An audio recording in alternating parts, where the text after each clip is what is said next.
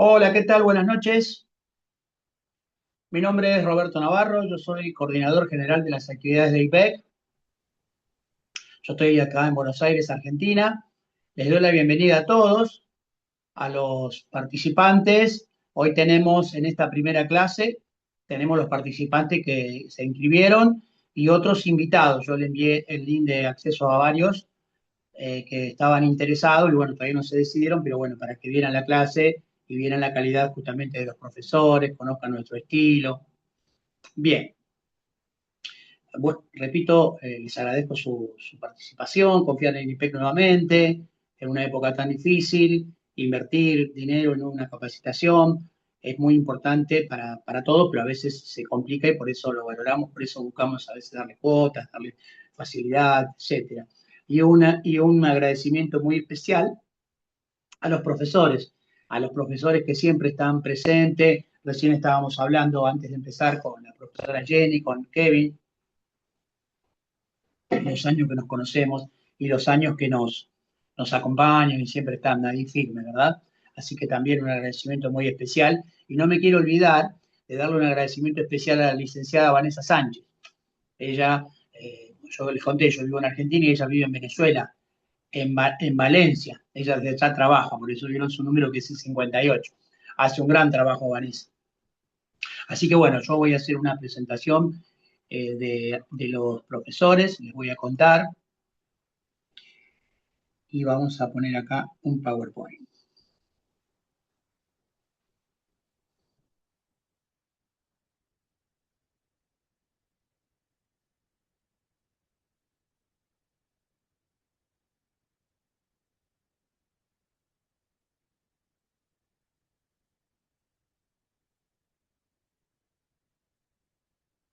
Bien,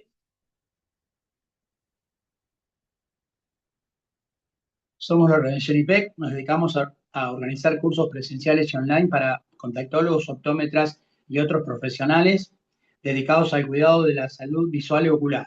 Muchos de ustedes conocen nuestra página web, onlineipec.com. Desde 1992 impulsamos eventos para colegas de Latinoamérica. Ahí tenemos el blog. Tenemos convenios académicos con varias instituciones, principalmente en esta época con la Universidad UNCAUS de acá de Argentina. Bien, yo quería traerles este cartelito que encontré, lo encontré del año 92, ahí arriba, ahí se alcanza a leer, año 92.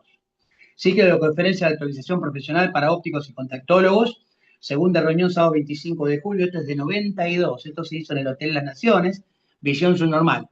En esa época se decía visión subnormal, no se decía baja visión. Esa charla la dio el licenciado Jorge Cheruse, el óptico técnico Carlos Laurenzano, y acá no está, pero después entró también Julio Leone. Julio Leone, un gran amigo, también dio una charla. Era un sábado a la tarde, suponete, de 15 a 20 horas, donde en el Hotel Las Naciones todos los meses hacíamos tema de cada especial, cada sábado, digamos, cada mes, bien digo, un tema en especial, lente de contacto, prótesis, hicimos una jornada de marketing. Bueno, después en el año 93 ya hicimos jornadas con más, hablamos de presencial, en esa época no existían online. Hicimos ya jornadas cada 2 meses de mayor cantidad. Acá estas venían más o menos 60, 70 personas.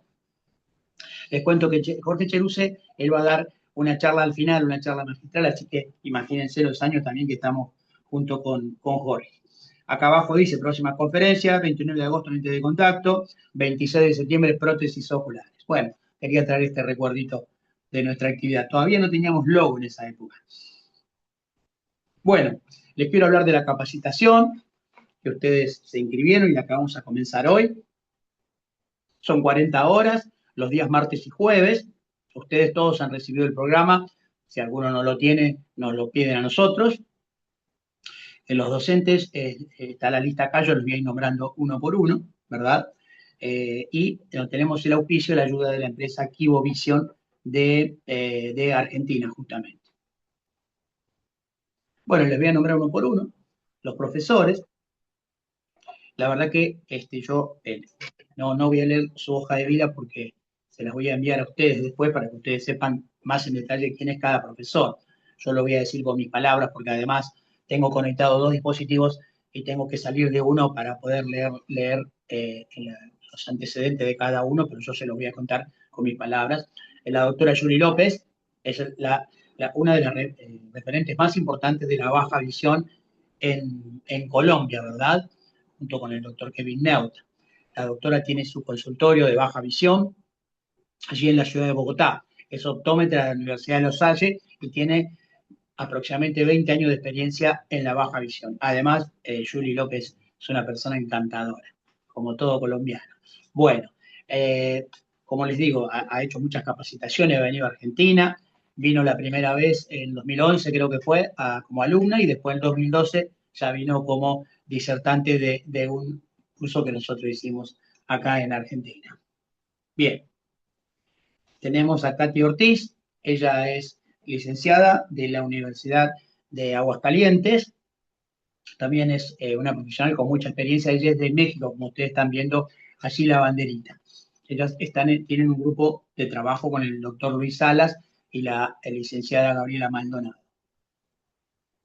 Licenciada Kelly Caro Palacios, ella es de Perú, también con muchos años de experiencia, también vino a un evento de IPEC en el 2011 por allá, vino también como alumna y bueno, después ella es optómetra también, no sé si lo dije, de la Universidad de Villarreal. Bien, y después, bueno, se formó, fue entre otras cosas a España, se formó con el doctor Barañano, con el doctor Barañano, el Instituto de Barañano allá en España y otros eventos cursos que ha realizado y también que ha dictado, ¿verdad? Hace poco dictó una conferencia en México, en Querétaro, en marzo de este año. Tenemos a la licenciada Gabriela Maldonado, ella también es optometrista, como dicen en México, de la Universidad también de Aguascalientes. Está en el equipo de trabajo con el doctor Luis Salas. Nayeli Ornelas, ella es también de México. Ahí la universidad de ella ahí se me fue, pero ella también es optometrista. No sé si de Aguascalientes, no quiero cometer un... ¿Está acá Nayeli? No.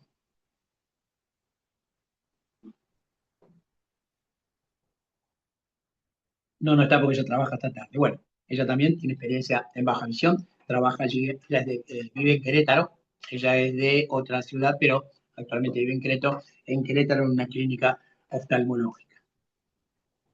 Bueno, también quiero contarles de la licenciada Gabriela Rodesi, ella es de Argentina, tiene muchísima experiencia en baja visión y otras especialidades, ya después irá contando ella a medida que vaya dando su charla y vaya explicando, ¿verdad? A ver, espérenme un poquito que voy a hacer algo acá. Espérenme, no se me vayan. Ahí está. Bien, seguimos. La verdad que es un honor para nosotros tenerla a Gabriela con nosotros porque tiene una amplia experiencia docente acá en nuestro país y en varios países. Es muy reconocida porque permanentemente está capacitando a profesionales, no solo optometristas, sino de otras áreas. Licenciada Jenny Ferraris, en realidad su nombre real es Carmen Ferraris, yo estaba hablando con ella al principio cuando estábamos por empezar. Ella tiene muchos años de experiencia, es licenciada en rehabilitación visual. Primeramente también es óptica contactóloga en principio, después se capacitó y también hace muchos años dicta conferencias y talleres de baja visión, pero también es especialista en lentes de contacto. Ella es la asesora de servicios profesionales de la empresa OneFit de Estados Unidos de lentes esclerales. Así que además también es una amiga de muchos años, nos está con nosotros ayudándonos a darle capacitación a todos ustedes.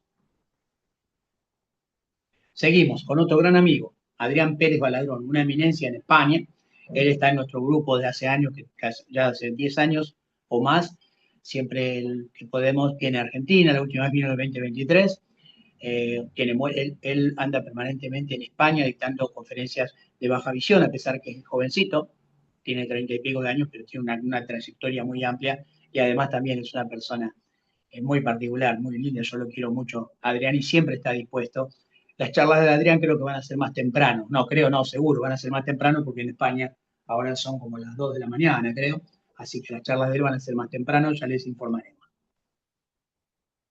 Bueno, lo tenemos también jovencito, pero también otro catedrático muy importante acá de Argentina. Él también, como Adrián, a pesar de que ambos son jovencitos, vive permanentemente dictando conferencias y cursos en diferentes lugares de Argentina, en varias universidades. Ezequiel Canavina, aparte también, nos hemos tratado, no somos amigos, digamos, pero nos hemos tratado realmente, es una persona excepcional. Aquí tenemos al profesor licenciado Jorge Cheruse, él es de Argentina, el que le estaba mostrando yo que en el año 92 había dado una conferencia para nosotros, y realmente también es un honor tenerlo a Jorge, él va a dar una Merhaba. conferencia. Sí, dime, no, pasó nada. Bueno, les decía, Jorge Cheruse también es un profesional con amplia experiencia, imagínense que su folleto tenía 30 y pico de años y ya estaba dando conferencias de baja visión. También es optómetra, creador de la carrera de optometría en la Universidad de La Plata, entre otros antecedentes. Tenemos también al doctor Jesús Espinosa, los que son mexicanos saben quién es este profesor, este doctor tan importante allí, con mucha trayectoria también, realmente una excelente persona. Yo tuve el honor, compartimos con él en el Congreso en Querétaro y la verdad que le debo una visita a su ciudad. Así que es una eminencia para los que no lo conozcan. Jesús Espinosa es una de las personalidades más importantes de México, no solo en baja visión, sino en la optometría. Otro gran amigo que también nos conocemos hace muchos años, también vino alguna vez como alumno y después estuvo como alumno y después también ya como profesor hace muchos años. Tiene una amplia trayectoria, Kevin, también a pesar de ser bastante joven. Pasan los años para todos, ¿no es cierto? Pero bueno, la verdad que es un honor para mí, un orgullo como amigo tenerlo otra vez a Kevin. Él siempre, yo levanto le mando un WhatsApp, Kevin, tenemos esta clase, este curso. Sí, contá conmigo, Robert. Así que muy bien.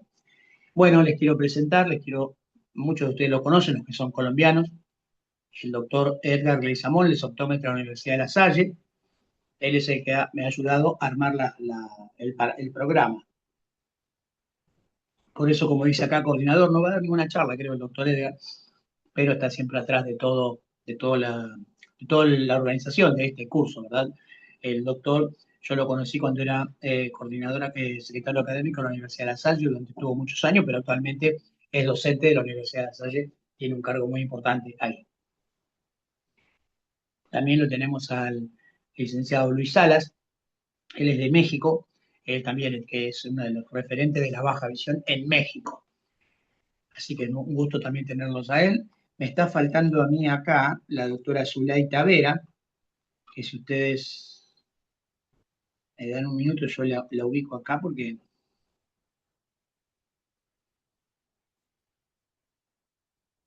no está. Bueno, se los cuento, por eso no está.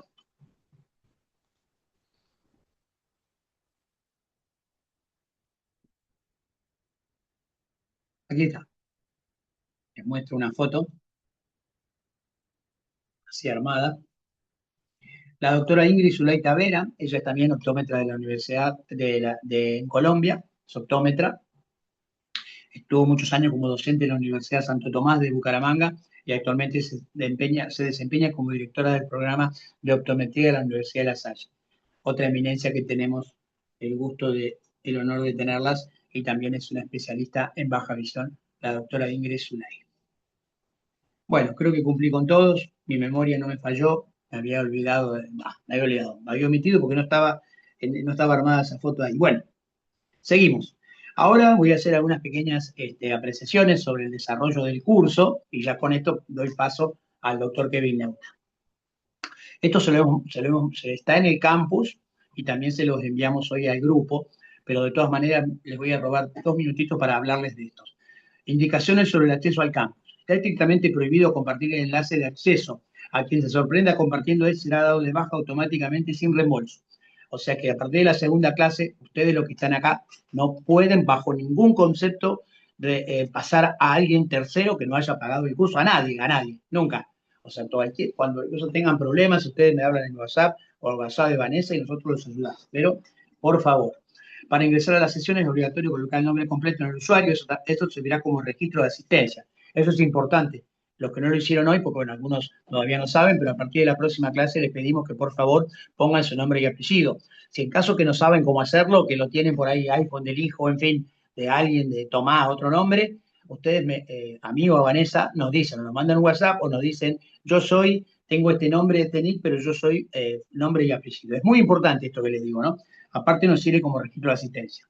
El link de acceso los conducirá a la sala de espera, la cual estará habilitada 15 minutos antes de la sesión. Quienes no estén identificados con su nombre completo no podrán acceder a la clase. Por eso es muy importante el nombre y apellido. Al ingresar y durante la clase, asegúrense de mantener los micrófonos apagados para evitar ruidos innecesarios. Bueno, eso lo saben de cualquier conexión de Zoom, ¿verdad? Lo voy a abrir esto porque estaba ahí. Cuando gusten participar en clase, levantar la mano arriba o hacer uso del micrófono, previo permiso del profesor. Bueno, por cada profesor manejará la clase a su manera de cómo se hacer las preguntas. Una cosa que no está acá, pero también lo digo ya, que cada profesor manejará cómo hacer las preguntas. Si la hace, porque algunos profesores dicen, no, yo quiero que me las pregunten al momento, o si no, otros dicen, no, yo Roberto Navarro, soy la idea de que hacer un parate en la mitad del curso y hacer las preguntas y después seguirlo cada 15 minutos, 20, porque a veces las preguntas durante la presentación del profesor a veces distrae. A veces lo distrae al profesor y a veces lo distrae al que está escuchando. Porque, bueno, pero eso yo no lo digito, eso lo maneja cada profesor a su manera. Bueno, por último, dudas o apoyo al ingreso al campus. Durante la clase pueden dirigirse a la licenciada Vanessa, las cuales todos los que están acá tienen su WhatsApp, y si no, el WhatsApp donde ustedes preguntaron, que es el WhatsApp de IPEC, que mi personal ya tiene ahí. Bueno, creo que ya terminamos. Yo terminé esta presentación, agradeciéndoles nuevamente a todos y a los disertantes. Así que, sin más, voy a buscar el contacto del profesor Kevin. ¿Alguna pregunta antes de pasar al profesor Kevin? ¿Alguna duda que tengan sobre el desarrollo? Una cosa importante, que no está acá, pero las clases las van a poder ver 1 o 2 días después. Van a estar en el campus allí. Lo mismo que cualquier información eh, que el profesor les diga, se lo manda a Vanessa y Vanessa lo coloca en el campus. Así como alguna información que alguno de ustedes quieran compartir con su colega, nos la mandan a mí o a Vanessa y nosotros la publicamos en el campus. ¿Alguna pregunta?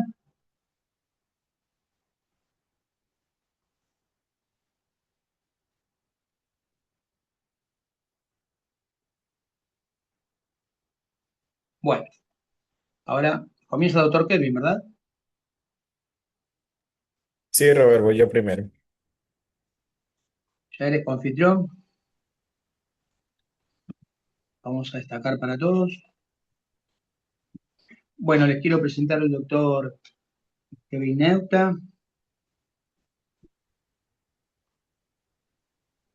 Ahora sí, voy a buscar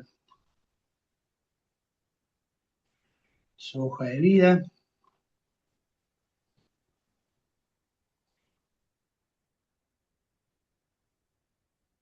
Doctor Kevin Neuta, aunque está allí en la diapositiva, gracias, Marga, en el slide, se lo voy a leer aquí. Doctor Kevin Neuta, optómetra, máster de ciencia de la, máster de ciencia y máster de ciencia de la visión en la Universidad de La Salle, Colombia. Estudiante de doctorado en optometría y ciencia de la visión de la Universidad de Valencia. Presidente de la Asociación de Optómetras para la Discapacidad Visual, ASODISBI, ocularista, práctica periodática en optometría general, pediátrica, ortóptica, entrenamiento y rehabilitación visual, baja visión y prótesis oculares en la ciudad de Medellín. Certificación en baja visión en el Instituto Barañano de España, lo de protesista ocular en IPEC de Argentina, también es PhD en optometría y ciencia de la visión de la Universidad de Valencia. Así que bueno, es un gusto para mí, Kevin, como yo dije al principio, tú eres uno de los amigos que tengo en la profesión y me encanta cada vez que compartimos una conferencia. Adelante nomás, me callo la boca. Dale, Robert, muchas gracias. Bueno, nuevamente buenas noches a todos. Bueno, hacer claridad, por ahí Robert colocó la banderita argentina, me quiere argentinizar. Y bueno, yo me dejo, me encanta mucho tu país, pero bueno, soy de Colombia. Y de antemano, pues Robert, como siempre, gracias por la invitación. Sabes el aprecio que hay, la gratitud que hay con Robert. Yo siempre se lo he expresado. Robert fue una de las personas que confió en mí y me dio la oportunidad de parte de lo que me dedico actualmente a ser docente y pues la parte clínica, la parte docente. Robert fue una de las personas que me abrió las puertas a dar charlas y bueno, desde que nos conocemos andamos haciendo cosas juntos.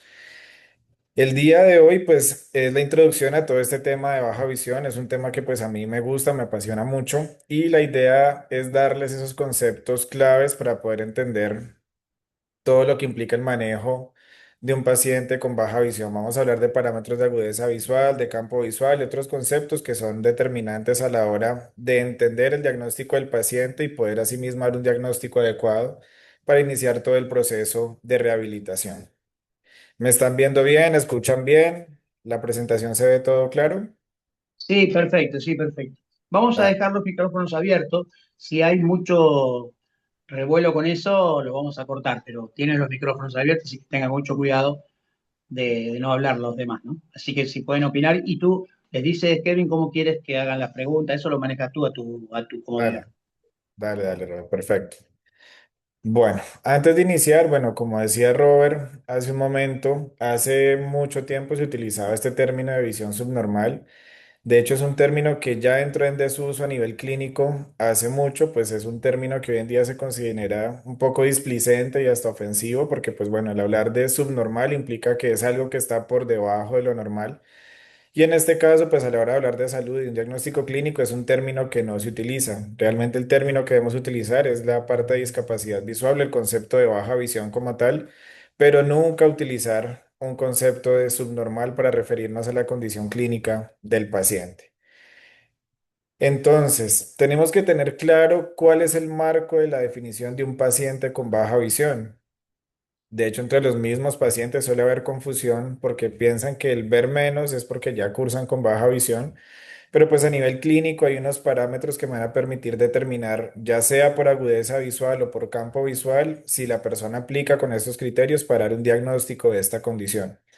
Según la OMS, y me permito leerlo textualmente, hace definición de este concepto como la condición visual en la que la agudeza visual y o el campo visual, y aquí eso es muy importante que lo tengan en cuenta, que es con la mejor corrección óptica, ya sea por gafas, por lentes de contacto, luego de haber pasado por un manejo farmacológico, un manejo quirúrgico, el ojo de mejor visión del paciente no supera el 20/60 y el campo visual es igual o menor a 20 grados. ¿Qué es importante considerar acá? Que el paciente puede que tenga el parámetro de agudeza visual o el de campo visual o estén los dos combinados. Y es importante tener en cuenta que siempre es el ojo de mejor visión. Si en un ojo tiene 20/60 y en el otro 20/20 y un campo visual normal, no podríamos decir que es un paciente con baja visión. Siempre es el ojo de mejor visión con la mejor corrección óptica. Entonces, para poder entender a la hora de dar un diagnóstico, porque es muy importante que a la hora de diagnosticar no solo nos basemos en agudeza visual y en campo visual, sino tengamos en cuenta la repercusión funcional que tiene el compromiso visual del paciente en el desarrollo de sus actividades. Este criterio de clasificación está fundamentado en los criterios de la OMS. De hecho, en un momento vamos a ver términos que, dado esta misma clasificación al CIF, que es la clasificación internacional de funcionalidad, hay términos clínicos que también han entrado en desuso a la hora de hablar de todo este aspecto de discapacidad visual. Entonces, ellos plantean 5 grupos funcionales. El grupo uno es un grupo funcional que, a pesar de tener una discapacidad visual o una alteración visual, funcionalmente llegan a tener un buen desempeño, tienen una buena funcionalidad visual, ya sea con una o muy poca limitación en las actividades del día a día. Para este grupo, la agudeza visual está en el ojo de mejor visión en 20/60 y puede hacer algunas actividades incluso sin necesidad de ayudas. El leer con mucha iluminación, pero sin necesidad de pronto utilizar algún magnificador o alguna lupa. Y dependiendo del contexto del país, hay algunos pacientes que con baja visión pueden llegar a conducir dependiendo de la normativa de cada país y la norma de tránsito. De hecho, hay algunos países en donde los pacientes con baja visión, con el uso de telescopios biópticos, pueden conducir. Estados Unidos es un ejemplo de esto. Hay algunos estados que con ciertos parámetros de agudeza visual corregidos con el dispositivo pueden llegar a conducir, pero pues aclaro acá que va a depender de la legislación de cada país. En el grupo 2 hablamos que es un paciente que tiene una funcionalidad moderada, suele tener algunas dificultades para realizar actividades del día a día, principalmente las que requieren algún detalle y que puede necesitar de pronto condiciones muy exigentes o de mucho esfuerzo para desarrollar la actividad. En este caso son agudezas visuales que están entre 20/60 y 20/200 y pueden llegar a tener alguna pérdida de campo visual. Estos pacientes sí pueden requerir el uso de algunas ayudas ópticas para desempeñar actividades específicas, como aquí ya el caso de la lectura, que no solo con la iluminación, sino de pronto el uso de un microscopio compensado, un doblete, en fin, puede llegar a desarrollar la actividad. El grupo 3 ya empieza a haber un mayor compromiso en su funcionalidad. Son pacientes que a nivel funcional son bajos o tienen una disminución ya en este aspecto. Llegan a hacer las actividades, pero necesitan adaptaciones especiales o adaptaciones frecuentes para poder desempeñar la actividad. En el caso de la lectura, más allá de la iluminación, más allá del uso del magnificador, de pronto uso de ayudas no ópticas, atriles, el uso de pronto de ya un video magnificador que empezara a generar una mayor magnificación y pues darle más facilidad para desempeñar la actividad. En el caso del grupo 4 ya funcionalmente están mucho más limitados. En este caso, sí o sí requieren el uso de ayudas para poder desarrollar las actividades. De hecho, pueden tener algunas adaptaciones ambientales, ya sea en su hogar o en sus lugares de trabajo, para poder desempeñarse. En este caso, los parámetros de agudeza visual para estos pacientes están entre 20/400 y 20.000 y el campo visual ya empieza a estar muy restringido.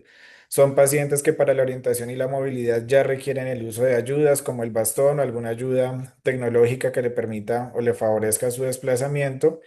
Y sí o sí en estos casos la incorporación de ayudas no ópticas como apoyo al uso de las tecnologías que fueran a desempeñar para la parte laboral o la parte estudiantil.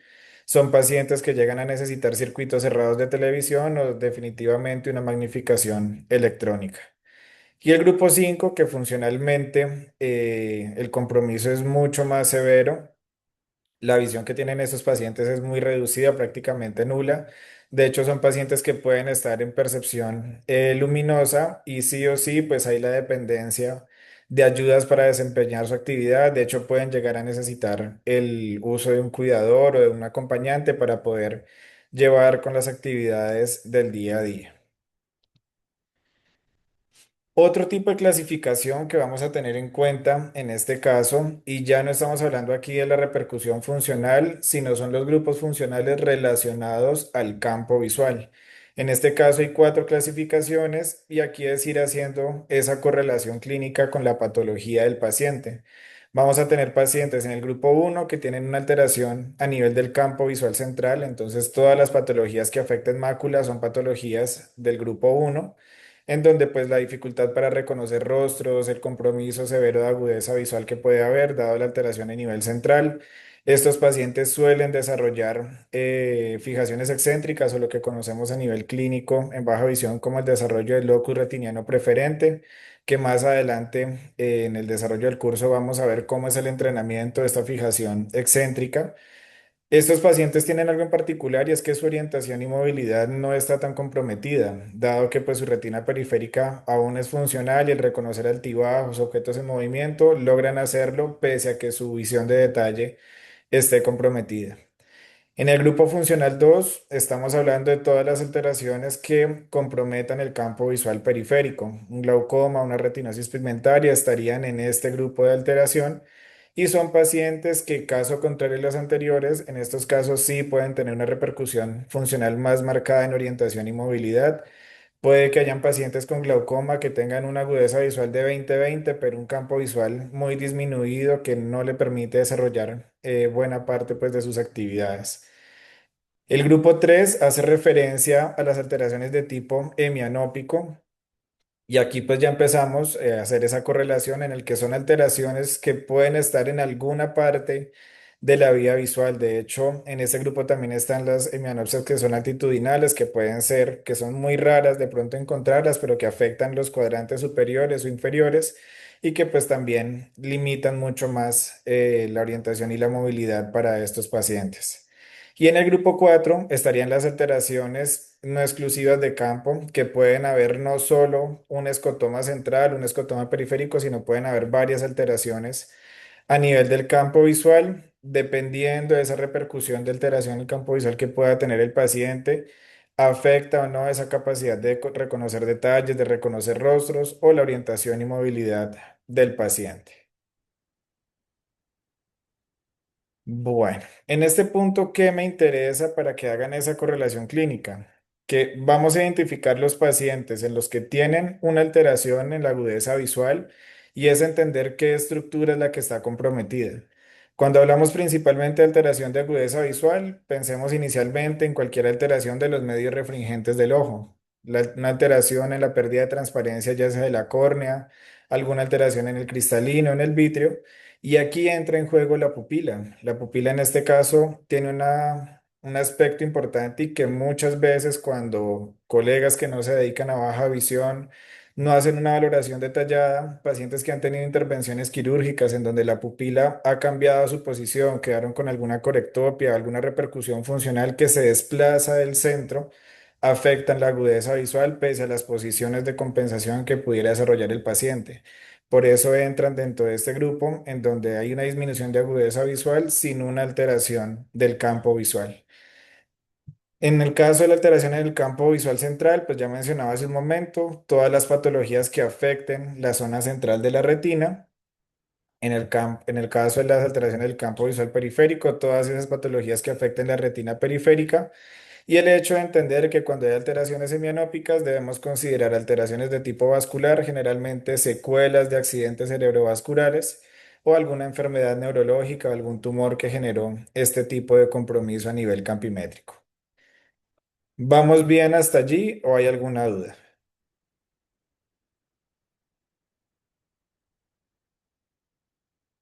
Porque el cuadro de diálogo ahora sí aquí. Vamos bien. Kevin, ¿cómo estás? Vale, perfecto. Te hago una consulta. Dime, Buenas noches. buenas noches. Para determinar la disminución del campo visual, ¿se recomienda un estudio previo de campimetría o puede utilizarse una rejilla de Amsler?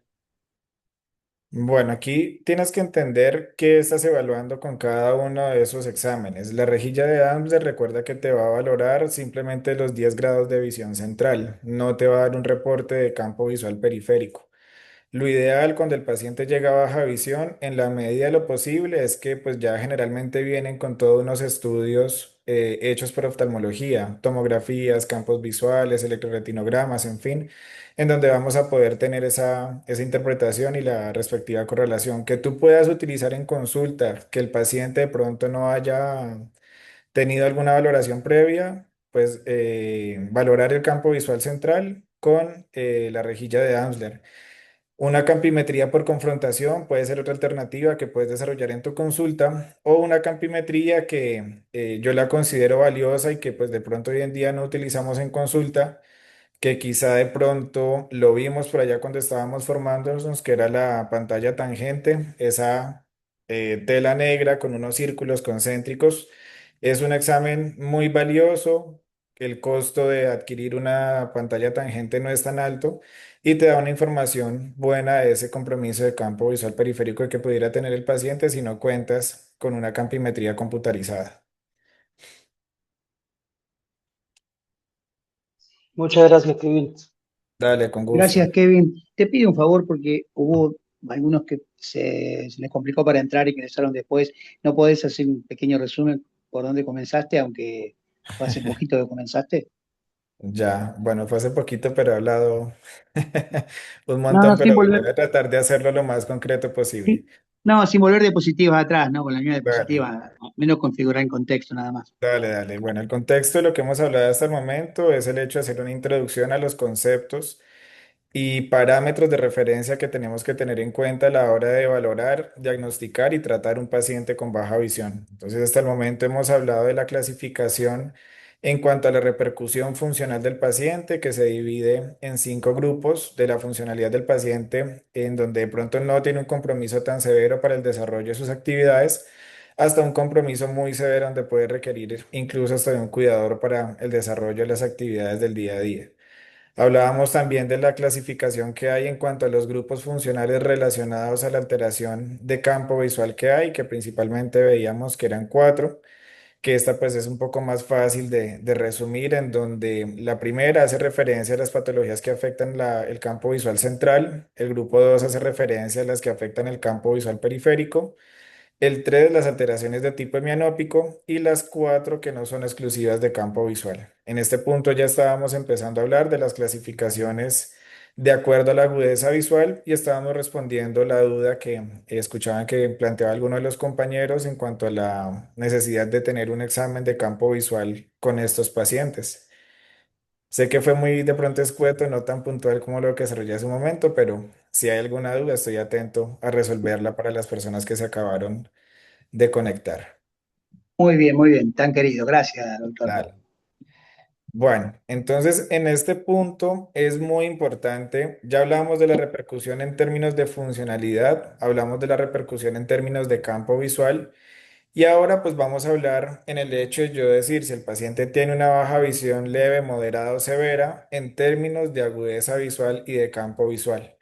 Esto es muy importante. Yo soy, y lo digo de pronto con quienes hablo de esta parte clínica, soy muy ñoño con el desarrollo, con la escritura, el diligenciamiento de la historia clínica, porque pues es allí en donde los otros profesionales van a poder, en el caso de baja visión, poder entender qué es lo que hemos hecho con el paciente y cómo va ese desarrollo, ese proceso de su rehabilitación. A la hora de dar el diagnóstico es muy importante no solo decir que el paciente cursa con baja visión, sino especificar es leve, moderada o severa y es de qué tipo, si es solo de agudeza visual, si es de campo visual o es mixta. Entonces, de ahí la importancia de conocer estos parámetros. Cuando hablamos de baja visión en términos de agudeza visual, hablamos que es baja visión leve. Recuerden que es el ojo de mejor visión o el con la mejor corrección. En este caso, para baja visión leve están agudezas visuales entre 20/60 a 20/200. En este punto no voy a hablar de parámetros de reducción de campo visual, sino solo de agudeza visual. Baja visión moderada cuando hay agudezas visuales entre 20/200 a 20/400, baja visión severa de 20/400 a 20/1200 y baja visión profunda de 20/1200 a percepción luminosa. Para quienes nunca han hecho algo de baja visión y están aprendiendo en este curso, fíjense que aquí no aparece cuentadedos. Cuentadedos no es una medida válida para poder determinar, pues, de hecho, ni en baja visión ni en optometría general es una medida válida para poder cuantificar agudeza visual. Nos interesa poder cuantificar, poder medir cuánto puede ver el paciente. Yo soy medio blanquito, un poco, mucho blanco, y de pronto en ambientes de iluminación controlada, como deben ser los ambientes de consulta, que pues en su momento van a hablar de esos parámetros técnicos de los consultorios, quizá mi mano no hace el mismo contraste a una persona afro o una persona trigueña. Definitivamente la mano pues va a hacer más contraste en esas condiciones de iluminación. De ahí que para poder valorar a los pacientes debemos contar con test específicos que nos permitan de alguna manera poder cuantificar la agudeza visual del paciente. Si definitivamente no reconoce las cartillas que tengamos, a pesar de haberlas acercado, entramos a hacer valoraciones con luz. Entonces es muy importante identificar si el paciente percibe luz, coloco mi transiluminador, una linterna cerca al ojo del paciente y logramos identificar si el paciente reconoce o no ese estímulo luminoso que está frente a él. Y es muy importante valorarlo o presentarlo en diferentes posiciones del campo visual. Hay pacientes que por su compromiso simplemente ven la luz encendida, pero no logran identificar en qué posición del campo visual está. Incluso hay pacientes que en ciertas posiciones del campo visual ya no reconocen ese estímulo de luz como el paciente que logra identificar la luz en las diferentes posiciones. Entonces, si solo identifica la luz, pues es una percepción luminosa. Y si es capaz de identificar la posición, es una percepción y proyección luminosa. Acá si quisiéramos ir mucho más al detalle y apreciamos ese hecho de que el paciente hay posiciones donde no reconoce la luz, podríamos mencionar que el paciente percibe luz en un cuadrante inferior, inferonasal, en fin, dar el detalle de la posición en la que el paciente reconoce ese estímulo que le estamos mostrando. En términos de campo visual, y pues de ahí de la importancia de pronto contar con un examen de campo visual, que de hecho en los pacientes con baja visión muchas veces pierden validez porque por el mismo compromiso de campo visual del paciente, los índices de los campos visuales, los falsos negativos, positivos, las pérdidas de fijación, hacen que pues el campo visual pierda validez, pero pues de cierta forma eso nos da información que es un compromiso visual muy severo que tiene el paciente. Para esas personas que están empezando en baja visión, de pronto a veces resulta enredado de cómo es ese tema de que los grados de campo visual, pues pensemos que frente a ustedes tienen un transportador de 0 a 180 grados y pues la disminución de campo visual en proporción de grados va a ser ese campo visual que logra percibir el paciente. En términos de campo visual, a la hora de hacer la clasificación, hablamos de 4 grados, baja visión moderada. Recuerden que el parámetro dice que en términos de agudeza visual, en el ojo de mejor visión, 20-60 y en términos de campo visual, un campo visual igual o inferior a 20 grados. Entonces, baja visión moderada cuando el campo visual está entre 20 a 11 grados. Baja visión severa cuando el campo visual está entre 10 a 8 grados, profunda entre 7 y 4 y muy profunda menor a 3 grados.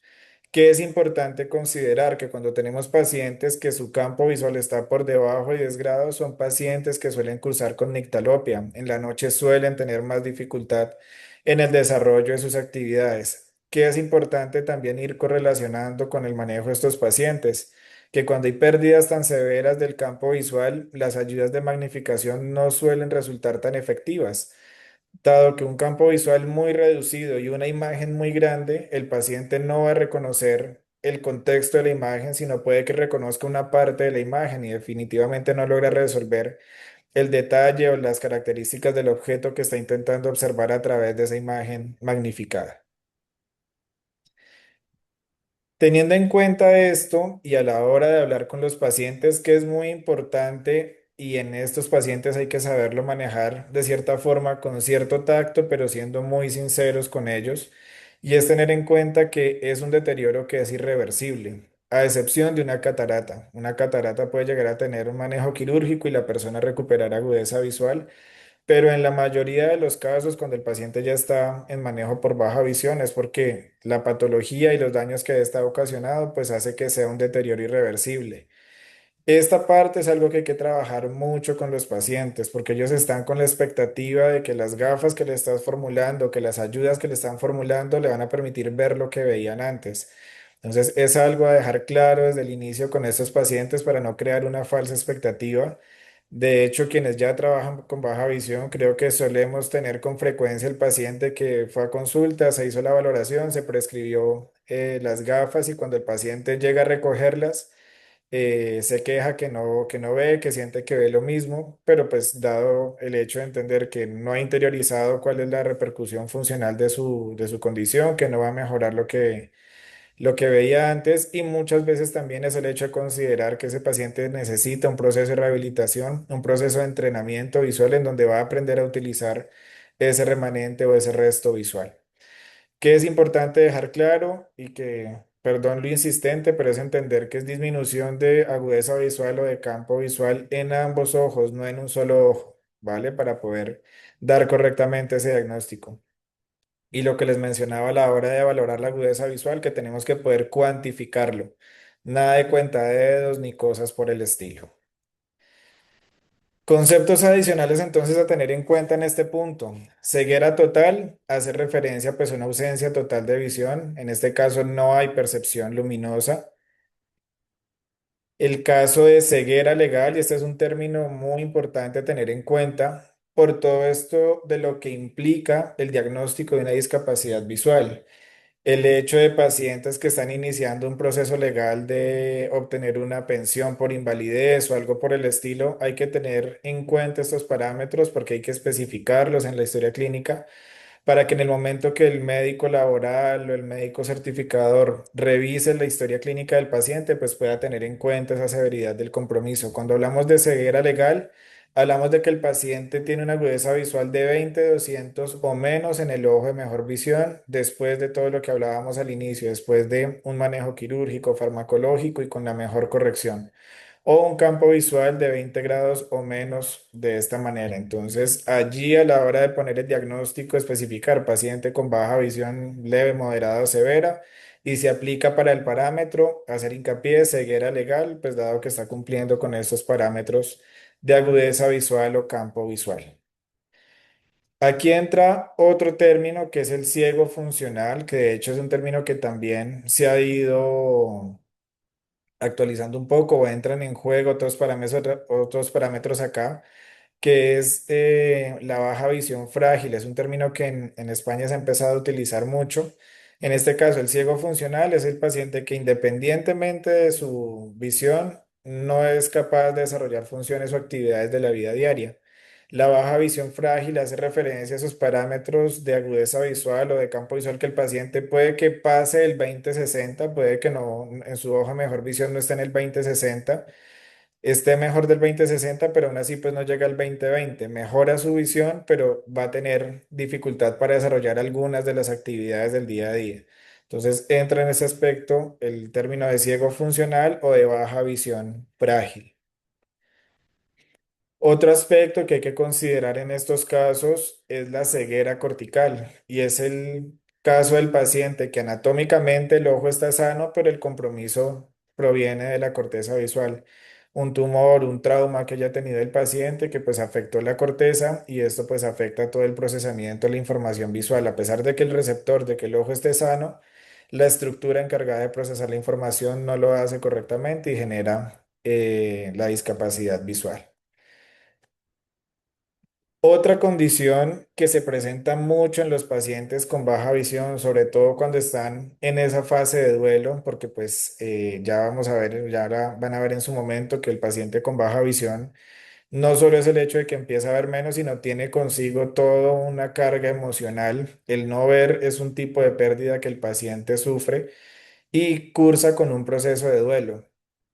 Y cuando el paciente está en un estado de negación, hay pacientes que desarrollan este síndrome, que es el síndrome de Anton.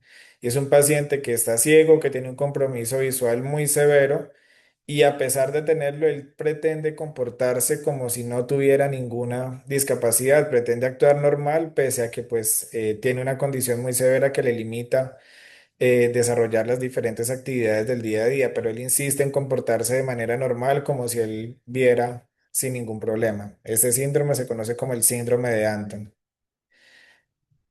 Otro síndrome que suele ser muy frecuente, sobre todo en los pacientes con algún compromiso de retina, comúnmente en degeneración macular o en pérdidas muy severas de sensibilidad con el caso de los glaucomas, son pacientes que desarrollan este síndrome que se llama Charles-Bonnet, en donde ellos refieren ver imágenes, refieren ver objetos, animales, en fin, que aparecen de la nada en su campo visual o que empiezan a percibir este tipo de objetos. Hay pacientes que refieren que ven maticas que se aparecen en la pared, otros refieren que ven pájaros que se les acercan. Anécdotas con este tipo de situaciones que vi que alguien escribió en el chat. Ok, Janina, aquí un paréntesis, dice que si puede recomendar alguna bibliografía para acompañar el curso.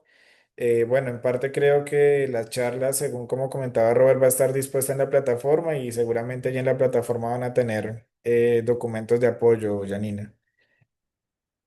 Cierro el paréntesis por acá. Anécdotas, bueno, Colombia, el país del Sagrado Corazón y bueno, entre sus costumbres, anécdotas para contarles de un paciente ya de edad que pues con una degeneración macular el señor refería a ver eso, hojas que aparecían en las paredes o de animales que se acercaban y en un punto decía que era que le estaban haciendo brujería y por eso veía cosas y que los quería ver ciegos, cosas que lo querían ver ciego, cosas por el estilo. Pero pues son repercusiones en donde empieza el cerebro, la corteza visual, dependiendo de esa experiencia que el paciente ha tenido durante su vida, a desarrollar esas escenas que complementen esa falta de visión que ha tenido el paciente. La prosopagnosia es otra condición que puede cursar o desarrollar una discapacidad visual, en donde en este caso se presenta una alteración en la zona occipito temporal, perdón, en donde los pacientes en esta zona, que es la encargada de reconocer los rostros, no logran reconocerlos. Entonces ven a las personas, pero a pesar de que vea diferentes fotografías o diferentes personas, no logra reconocer a la persona que es hasta que escucha su voz. Aquí tenemos unos términos que uno de ellos ya ha dejado de utilizarse de acuerdo a ese modelo que plantea la OMS a través del CIF. Y son tres términos claves. Uno es la deficiencia, el hecho de entender este término como la pérdida de la normalidad de una estructura en una función específica, pero que con alguna ayuda o algún objeto o algún método terapéutico la persona puede desarrollar una actividad dentro de lo que se considera normal. A nivel visual podemos hablar, en el caso del paciente miope, el paciente miope sin su corrección tiene una deficiencia visual, le dificulta hacer actividades, pero en el momento en que corrige su miopía con las gafas o con los lentes de contacto, puede desarrollar una actividad en el marco de lo que consideramos normal. Discapacidad es una restricción o falta de la capacidad para realizar una actividad de forma dentro de lo que se considera normal. En este caso, pues el ejemplo claro del paciente con baja visión, que dependiendo de la repercusión o la severidad de su patología, pues va a tener más dificultad para desarrollar las actividades y puede requerir, aparte de adaptaciones, para poder desarrollar esa actividad. Y el término minusvalía, ese término dejó de utilizarse de acuerdo a este modelo CIF de clasificación, en donde se reemplazó este término de minusvalía por restricciones en la participación. La minusvalía hacía referencia a la desventaja que tenía el individuo para, debido a su condición, poder desarrollar las diferentes actividades en lo que enmarca la edad, el sexo, los factores sociales dentro de lo que se considera normal y pues que no tienen esas oportunidades adecuadas para desarrollarlo. Entonces, ese término tener en cuenta que minusvalía ya no se utiliza si no hablamos de restricciones en la participación. Bueno, continuando por esta parte, entender que las patologías a la hora del diagnóstico hay un código, una clasificación internacional de enfermedades que es el código CIE-10, mediante el cual se va a diagnosticar o se nombran los diferentes diagnósticos del paciente. A nivel de baja visión es un código, una clasificación que está desactualizada porque si vamos a buscar los diagnósticos de baja visión no están, aparecen es como visión subnormal, término que como les decía al inicio ya no se utiliza, pero el CIE-10 no ha hecho esa actualización. En el CIE-10 vamos a encontrar términos como visión subnormal de ambos ojos, ceguera de un ojo y visión subnormal del otro, ceguera de ambos ojos y vamos a encontrar el término también de visión subnormal de un ojo. Llama la atención, pero pues así está clasificado dentro de este código CIE-10, que es importante acá a la hora de lo que vamos a escribir en la historia clínica. ¿Es una visión normal? ¿Es una discapacidad leve, moderada o severa? ¿O es una persona ciega? En fin, de acuerdo a los parámetros que ya mencionábamos hace un momento. Ya para entrar a hablar un poco de esa parte epidemiológica, este es un video un poco viejo. De hecho, este video estaba desde antes de 2020. Más o menos fue publicado hacia 2010, 2011, en donde, si ustedes recuerdan, la OMS tenía un plan que se llamaba Visión 2020. Este plan buscaba reducir esos índices que habían de baja visión, de discapacidad visual para el 2020 y pues se desarrollaba una serie de campañas en función de esto. Esta publicidad era este momento, ya les explico por qué siendo una publicidad tan vieja se las coloco, pero es para entender un poco de los reportes que ha hecho la OMS.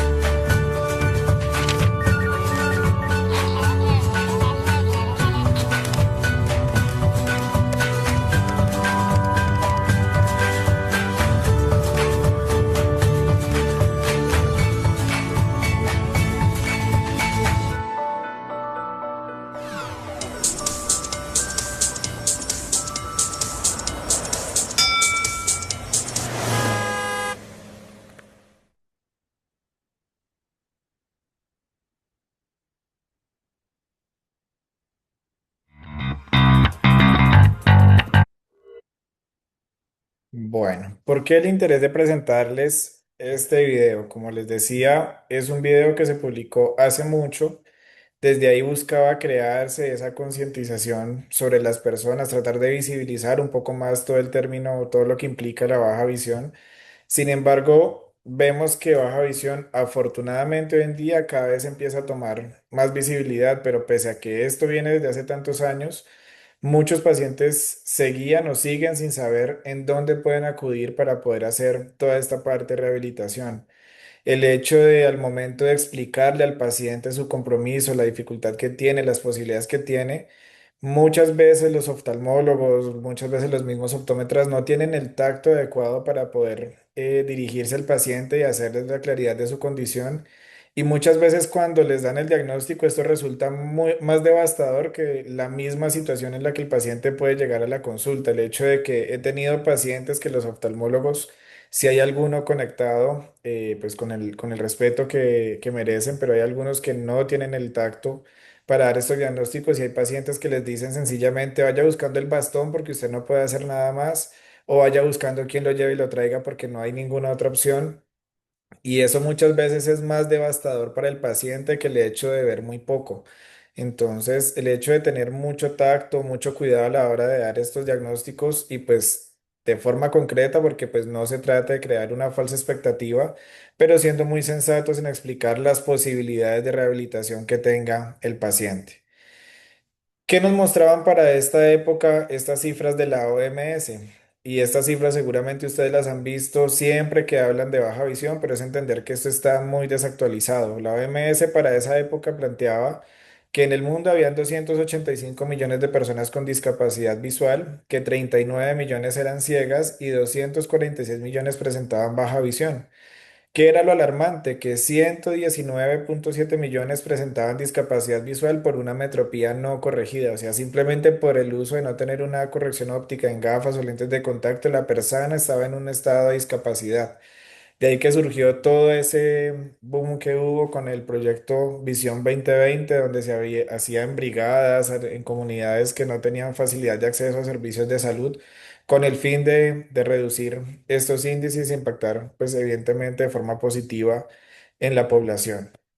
La OMS actualizó esas cifras y esa última actualización es de febrero de este año, en donde ellos ya empiezan a hacer un poco más de detalle en las cifras, empiezan a ser un poco más concretos. Mencionan para ese reporte de este año que hay 1.300 millones de personas con alguna forma de deficiencia visual, 2.200 millones de personas con deterioro visual de lejos o cerca, y aquí pues el hecho de que sigue siendo una cifra alarmante, 1.000 millones con una condición que puede ser evitable o que aún no tiene tratamiento. A la hora de ver el detalle, sigue siendo una cifra alarmante, 84,4 millones con ametropías no corregidas, 94 millones con catarata, que sabemos que es una causa reversible de baja visión, 7,7 millones por glaucoma, 4,2 millones por opacidades a nivel corneal, 3,9 por retinopatía diabética, 2 por tracoma, pese a que es una condición infecciosa y que en teoría sigue disminuyendo, fíjense que sigue siendo una cifra muy grande. Y pues llama la atención el hecho de que una deficiencia visual como la presbicia, 826 millones con una presbicia no corregida. Entonces vemos que pues todavía hay un trabajo muy grande por hacer a nivel del sector salud en los diferentes países con el fin de favorecer a la población, sobre todo en esas situaciones que pueden ser prevenibles, que pueden tener tratamiento y que pues permitan que la persona tenga una mejor calidad de vida. Importante que se ve en estas cifras, en lo que viene publicando la OMS, es que el 51% de los casos de ceguera son por catarata, condición que ya lo mencionamos, es reversible. El hecho del aumento de la esperanza de vida, pues hace que esas condiciones que llegan a la discapacidad visual relacionadas con el envejecimiento han ido aumentando, pero pues preocupa esas condiciones sistémicas debido pues a malos hábitos que pues pueden desarrollar diabetes u otras alteraciones vasculares que van a generar estas complicaciones a nivel visual. Hablábamos de las infecciones que siguen llegando, a pesar de que han disminuido, pero siguen teniendo una cifra importante, como la oncocercosis, el tracoma, se han venido eliminando, pero siguen teniendo un valor muy alto. A nivel de la población pediátrica, 1,5 millones con ceguera son a causa de cataratas congénitas. Vemos que todavía siguen habiendo pacientes que son intervenidos quirúrgicamente tarde, donde la deprivación de pronto fue muy severa. Y las complicaciones es que muchas veces cuando los intervienen no son remitidos de forma oportuna para iniciar el manejo adecuado con una corrección óptica, idealmente lente de contacto o al menos gafas, pero vemos que muchos pacientes son operados, los dejan áfacos y llegan muy tarde a un servicio de baja visión o de optometría para poder iniciar este proceso. La retinopatía de la prematuridad también es algo que ha ido aumentando. Vemos que pues la sobrevivencia de niños prematuros también ha aumentado y pues esto hace que consigo la retinopatía de la prematuridad esté presente en este caso y deficiencia de vitamina A. ¿Qué factores de riesgo entonces van a poder generar un impedimento visual? De forma clara, el aumento de la esperanza de vida, el aumento en la sobrevivencia de niños prematuros, las condiciones sistémicas en adultos y también personas con daño cerebral traumático. Yo les puedo decir que en las consultas de baja visión que manejo en la semana por eventos neurológicos, por aneurismas, puedo tener fácil 4 o 5 pacientes al menos con eventos vasculares que les han ocasionado atrofias ópticas y pues llegan con baja visión. Entender, y acá pues traté de mostrar un poco, pues es el objetivo de esta primera charla, también conocer ese contexto epidemiológico en el que nos encontramos, cómo el envejecimiento poblacional ha ido aumentando con los años y si ustedes se dan cuenta, lo que se ve para los años venideros, pues cómo aumenta también con respecto a ahora, sigue aumentando ese envejecimiento poblacional.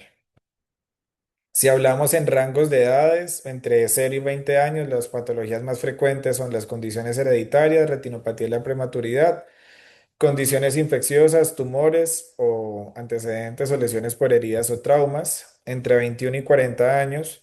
Y aquí es donde llama mucho la atención cómo desde este rango de edades empieza a presentarse la retinopatía diabética como uno de los causantes de discapacidad visual, degeneraciones maculares, uveitis, atrofias ópticas, miopía degenerativa y traumas. Entre 41 y 60 años sigue estando la retinopatía diabética, catarata, glaucoma, degeneraciones maculares y otras retinopatías vasculares diferentes a la retinopatía diabética. En pacientes mayores de 61 años, la degeneración macular tiende a ser uno de los comunes denominadores como los principales motivos de consulta de baja visión en este grupo de edad. Junto con el glaucoma, el problema es que muchos pacientes vienen combinados con glaucoma y degeneración macular, sí, glaucoma y degeneración macular, perdón, y pues que las probabilidades o el proceso de rehabilitación hace que sea pues mucho más complejo, las posibilidades de rehabilitación involucren mucho más periodo de entrenamiento para poder con ese campo visual periférico, esa fijación excéntrica, poder compensar un poco y pues va a depender mucho de ese compromiso periférico que pueda tener el paciente, qué tanto provecho le podríamos sacar a esa visión residual del paciente. Esto pues sería una distribución en los porcentajes de esas patologías que ocasionan baja visión y el hecho de pues dejar claro que pues quién puede padecerla, en este caso, indiferente del rango de edad, género, sexo, en fin, pues todos podríamos llegar a presentar un grado de discapacidad visual. Entonces, ya entrando un poco más en nuestro contexto y que también empieza a ser algo preocupante, ¿cómo estamos a nivel de esas cifras de baja visión? ¿Qué tanto conocen las entidades gubernamentales sobre el estado de su población? Y ahí es donde está lo preocupante. Hice la tarea de buscar de pronto en algunos países qué reporte había y realmente es que los datos epidemiológicos se quedan muy cortos a la hora de mostrarnos cómo está la población. En el caso de Argentina, y pues los colegas de Argentina, los participantes de Argentina me corrigen si hay algún reporte actualizado, pero la última vez que hice una búsqueda no había un reporte como tal del Ministerio de Salud o algo similar, sino había esta investigación hecha por el por el Journal Panamericano, donde hacía un reporte de 2013. No encontré alguna cifra reciente, no sé si, como les digo, alguno de los colegas me corrija si hay algún reporte más actual, pero era una encuesta que hablaba sobre ceguera y deficiencia visual evitable para el 2013. O sea, son 13 años en donde si no ha habido algo nuevo, pues definitivamente son cifras muy desactualizadas. Y aparte de eso, pues la información de pronto no da mucho detalle más allá de que haya ceguera o que haya discapacidad visual o baja visión funcional, pero pues no da mucho detalle del estado de la población. En el caso de Colombia, bueno, hay datos muy viejos reportados, aunque el más reciente es de 2020. Los reportes que de pronto se encuentran en la red, hay un registro del DANE. Para marzo de 2009 mencionaba el DANE que había 231.072 personas con discapacidad visual. Ya empezaron a hacer un detalle que para 2002, en ese reporte del DANE, hablaba que Colombia tenía 43.775.000 habitantes, de los cuales 309.000 presentaban limitación visual, 228.000 con baja visión y 80.453 ciegos. Para el 2018, que fue el censo, el reporte de censo que hay en red, hablaba de un registro de personas con discapacidad visual en una cifra de 1.948.332 registros de personas con discapacidad visual, que para la población de la época hacía referencia en 4,1% de la población, y que de esa población el 70% cursaba con baja visión. Y pues acá lo que llega a ser un común denominador en la mayoría de los países es que el 80% de esa población son de estrato 1 y 2 o personas con unas condiciones económicas pues muy difíciles. Patologías más frecuentes que se aparecían en este reporte, que se presentaban en este reporte, perdón: miopía generativa, glaucoma, retinopatía hipertensiva y diabética, degeneración macular, retinopatía de la prematuridad y retinosis pigmentaria. Ya para el 2020, el Ministerio de Protección Social da cifras un poco más actualizadas, en donde hace una clasificación de personas con discapacidad de acuerdo al diagnóstico CIE-10. De ahí pues esa rigurosidad que hay en el hecho del reporte de los RIPS o las atenciones médicas que hacemos, en donde pues esa información le permite al Ministerio de Protección Social conocer esto. El tema es que pues aquí puede haber un sesgo a la hora de los diagnósticos, la forma en que se diligencia, el hecho en el orden de diagnósticos principal o relacionado, pero pues es la forma en que las entidades pueden llevar ese registro. En este caso, ellos desglosaban la información a nivel de las diferentes condiciones del cuerpo, a nivel circulatorio, digestivo, en fin. Y a nivel visual, pues hacen referencia a enfermedades del ojo y sus anexos, en donde pues habla de esos porcentajes de participación. Y ellos empiezan a hacer aquí en este reporte un desglose entre niños y niñas con discapacidad atendida. No hacen una puntualidad en cuanto a los diagnósticos, sino a nivel visual qué porcentaje de participación había. De igual forma, para jóvenes, en el hecho de también de adultos y adultos mayores, las cifras que pues vemos en pantalla. Pero pues aún así, a pesar de que este reporte es un poco más actualizado, pues vemos que ese detalle de patologías, en fin, no hay un detalle muy preciso en ese aspecto. En Ecuador lo que encontré también cifras muy por encimita, muy superficiales. Aquí hablaban de una discapacidad visual con una participación del 11,54%, pero pues igual no hay un desglose, un detalle de patologías, en fin. Aquí una clasificación por edad, pero pues no es información tan precisa. A nivel de Argentina, pues para resaltar algo que es conocido para todos, el hecho de la implementación de ese bastón verde que ha sido pionero y que pues varios países han ido adoptando. En el 2002, en la ley 25682, reglamenta el uso del bastón verde para poder identificar a esos pacientes con baja visión. Varios países lo han ido adoptando. Colombia todavía no tiene reglamentado el uso del bastón verde, sin embargo vemos los grupos de pacientes. Suele pasar que los pacientes se reúnen, forman sus asociaciones, sus fundaciones, y muchos han ido adoptando e implementar el uso del bastón verde, pero si vamos a la parte normativa, en nuestro contexto en Colombia todavía no está reglamentado. De hecho, en esa parte hay un vacío parte de los objetivos que tenemos, pues me disculpo con Robert por mencionar, en la asociación que en el momento estoy presidiendo, que es la Asociación de Optómetras para la Discapacidad Visual, que estamos recién constituidos. Más allá del hecho de la formación que queremos ampliar para los colegas, en este momento pues estamos trabajando solo pues para aquí en Colombia, pero el objetivo es poder abrir la asociación a otros países. El hecho de trabajar en conjunto por capacitarnos, por actualizarnos, en fin, es el hecho de poder impactar la parte normativa, de visibilizar un poco más este tema de de los bastones, el que se visibilice el tema de los colores, el generar un poco de educación a nivel social, porque definitivamente no hay un tema de cultura del respeto por el paciente con discapacidad visual.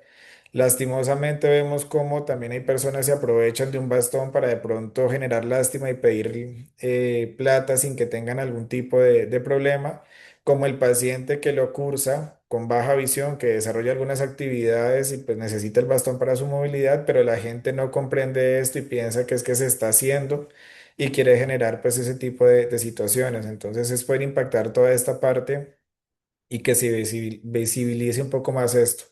De aplaudir esto de Argentina que logró reglamentarlo y que ha hecho visible a esta población y pues todo el acompañamiento para esta población que implica.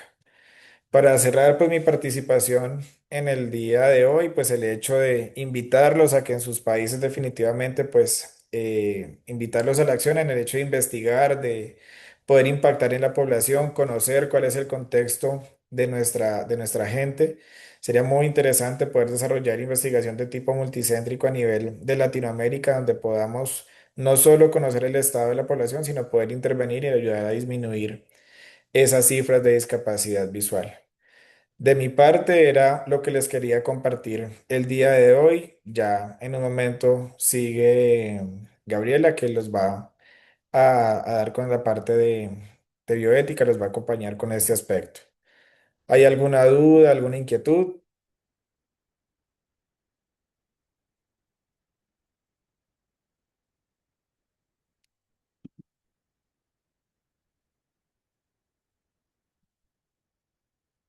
¿O está todo claro por acá? Todo bien, muchas gracias. Dale, con gusto. Perfecto. Dale, Gracias, Roberto. Kevin. ¿Alguna pregunta? Por ahora no, todo bien, gracias. Bueno, perfecto.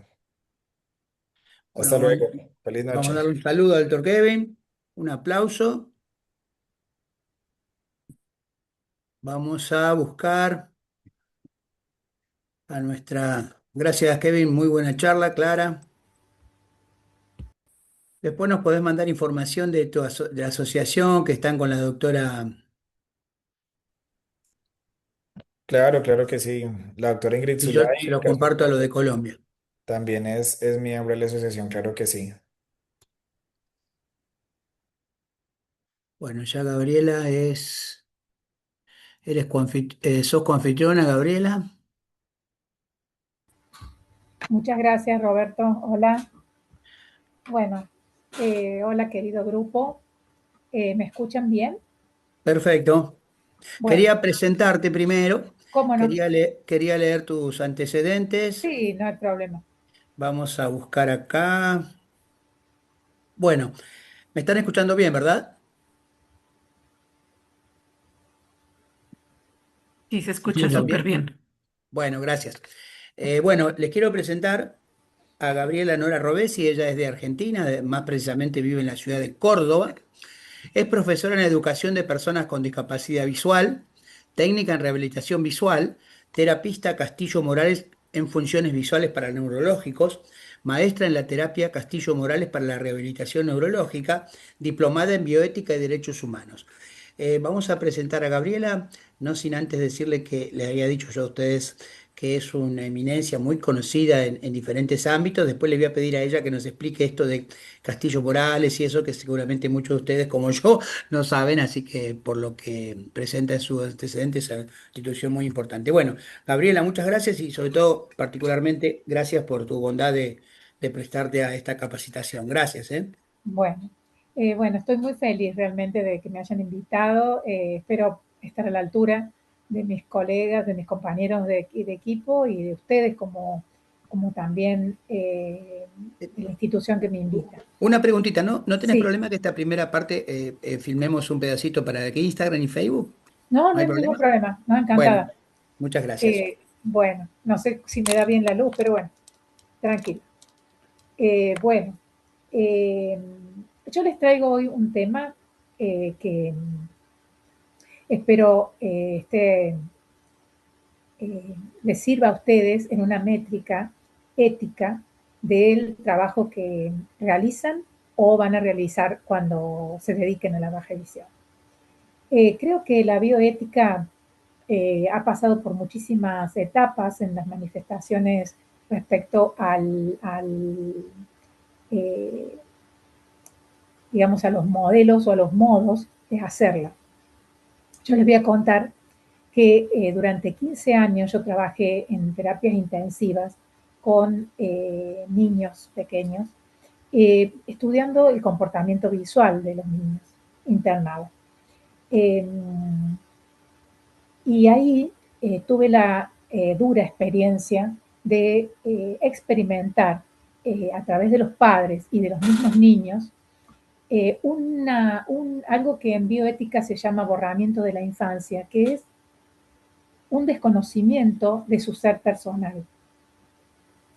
Llega un momento en las internaciones y en la vida hospitalaria que los niños son atendidos en diferentes dimensiones de su corporeidad y se pierde poco a poco la entidad personal. No es algo que se haga con intención, pero sí va paso a paso el tiempo transcurriendo en eso. La bioética es la rama de la ética aplicada que estudia los problemas éticos, morales y sociales que surgen del avance de las ciencias médicas, tecnológicas y entre otras, ¿no?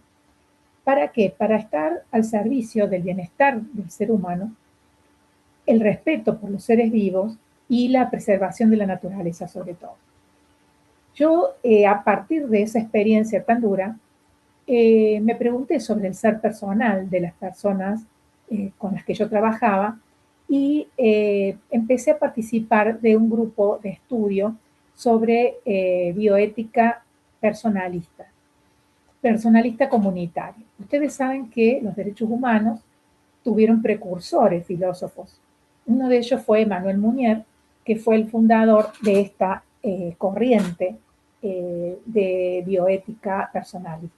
Y en él pude encontrar, en el estudio acerca de esta pertenencia a este grupo de trabajo filosófico, pude encontrar las razones por las cuales luchar por que las personas con baja visión sean vistas primero como personas. Y esto es un poco lo que les traigo a ustedes en esta que yo le llamo métrica ética, de cómo medirnos éticamente en nuestro trabajo.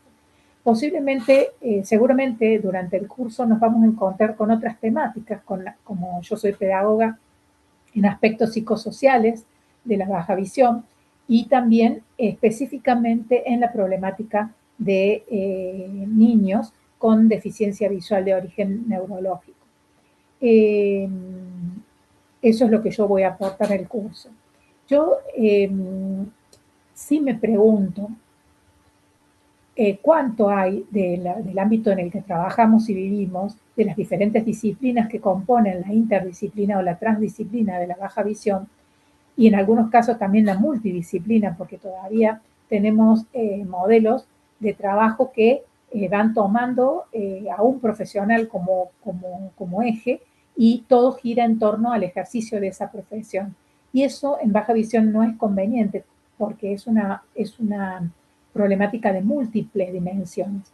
Entonces, cuando nosotros nos preguntamos acerca del ser personal, de la persona a la que estamos asistiendo o atendiendo, como decimos, atención en baja visión, nosotros tenemos que preguntarnos cómo percibimos ese ser personal. Ustedes dirán, ¿qué tiene que ver esto estrictamente con lo técnico. No, esto es una dimensión que vimos en el grupo de profesores que teníamos que abordar como algo que nos permita posicionarnos éticamente en el trabajo que realizamos.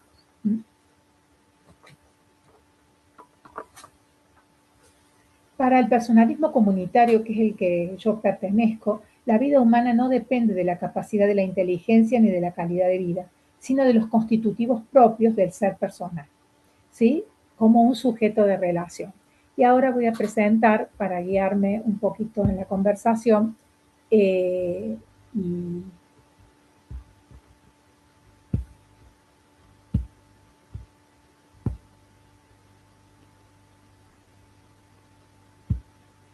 díganme si se ve.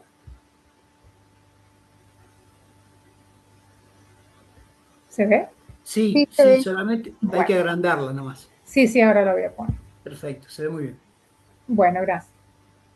Ténganme paciencia porque esto anda lento. Bueno.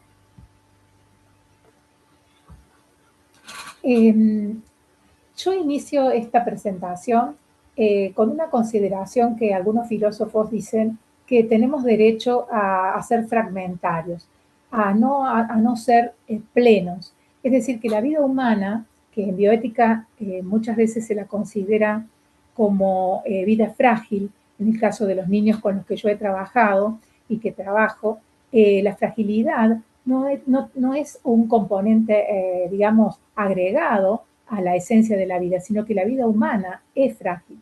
Recién hablaba Kevin claramente de lo difícil que resulta decirle a una persona cuál va a ser el pronóstico de la problemática a la que padece y uno a veces se corre de ese lugar, porque hay que considerar desde los estudios que hacemos para formarnos, para trabajar con baja visión, en que la vida humana es una totalidad, que no permite fragmentación en partes. La vida humana somos sujetos a plenos, sujetos totales. Si bien vamos a estudiar, algunos vamos a estudiar funciones que tienen que ver con habilidades oculares o funciones que tienen que ver con habilidades cognitivas o funciones que tienen que ver con el manejo del ambiente para poder que nuestra función visual sea pleno y reconocer lo que hay en el mundo plausible de ser visto, no podemos dejar de advertir al sujeto total, a la persona en plenitud. Muchas veces la intervención profesional despersonaliza. ¿Cuál es la condición fundante del ser personal? Es la dignidad humana. ¿Por qué les traigo esto? Porque los principios bioéticos y relacionados con los derechos humanos, ustedes saben que la Convención Internacional de los Derechos de las Personas con Discapacidad en el 2006 quiso mostrar que también las personas con discapacidad tenían derechos. Esos derechos son los mismos que de cualquier persona, pero parece como que para la discapacidad hubiesen llegado mucho más tarde, digamos, que en el 48 que se declaran los derechos humanos. La persona humana viene ligada a algo intrínseco, que es su propia dignidad.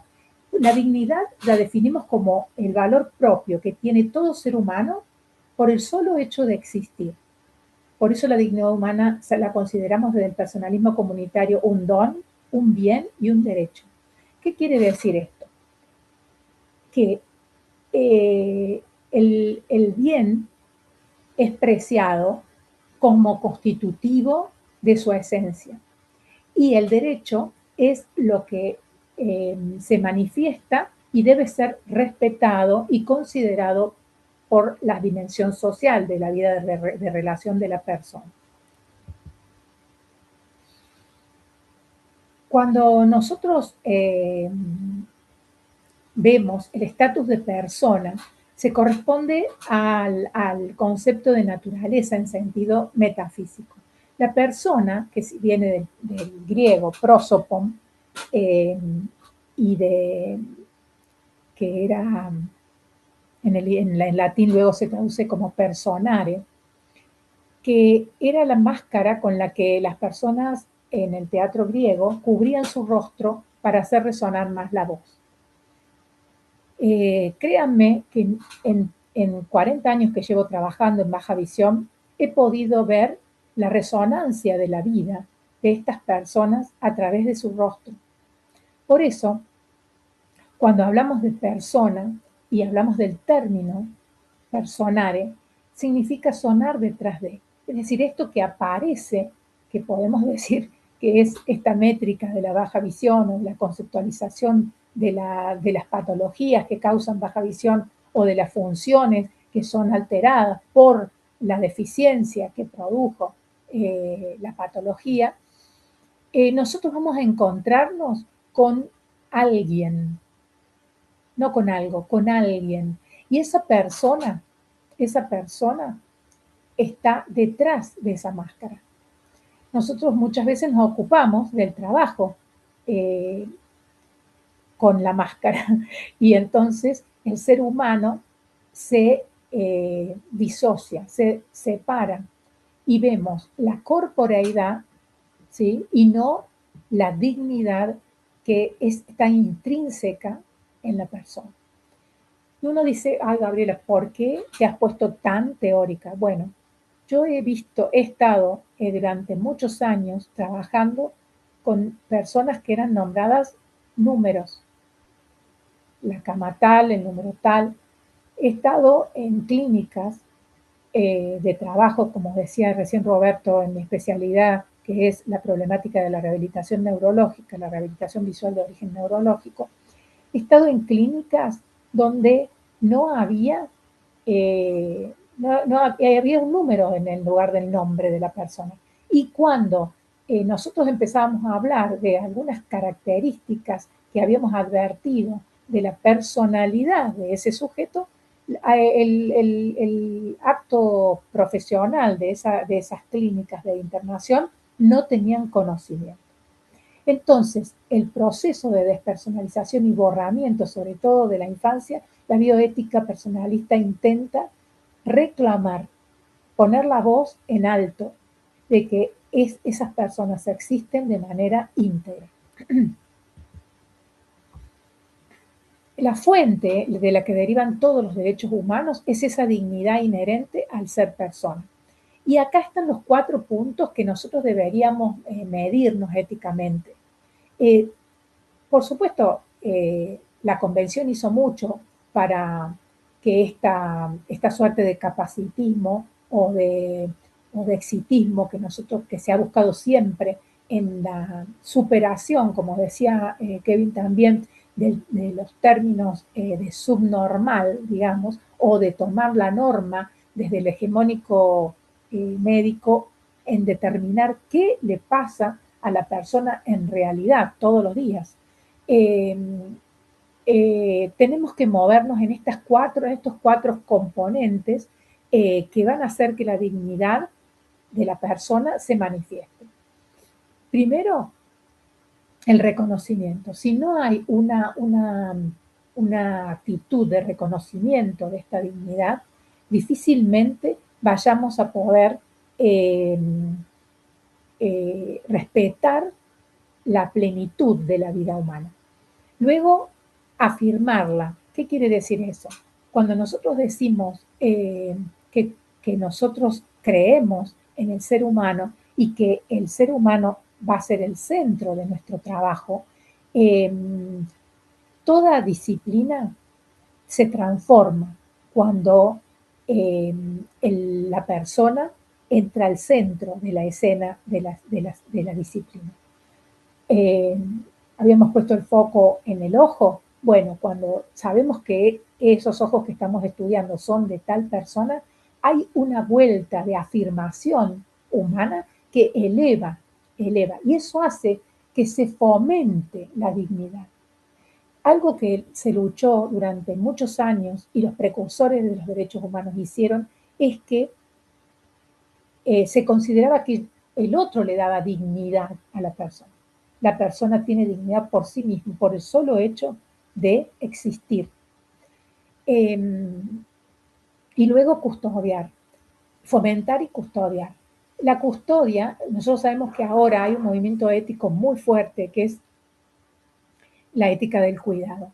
El cuidado ha marcado, la ética del cuidado ha marcado grandemente los diferentes movimientos de leyes y de normativas en los países a nivel internacional, nacional y local. No obstante, como dijo Kevin también, no estamos viéndolo en los datos que transmitimos, en el modo en que publicamos, en el modo en que investigamos la problemática.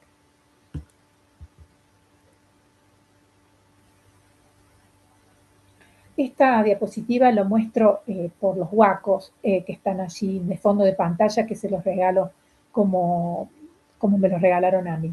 El